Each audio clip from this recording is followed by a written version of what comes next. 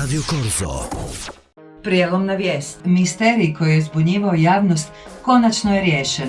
Nakon godina šutnji i zavjera, konačno je otkriven identitet tajnih agenata iz misteriozne grupe 010. Tajni agent 010. Izvori bliski operaciji tvrde da su njihova imena godinama bila skrivena u običnim filmovima pred našim očima.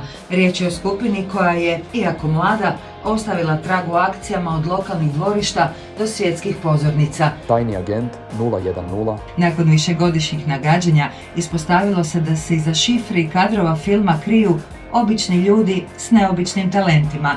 Stručnjaci upozoravaju, njihova moć leži u humoru, šarmu i upornosti, a ne u špijunskim gadžetima. Građani su pozvani da ostanu mirni, jer ako su oni na zadatku, nepredvidivo je jedino koliko će biti zabavno. Naravno da ne znate za film kad je Undercover. Tajni agent 010. Nova epizoda. Zguglaj.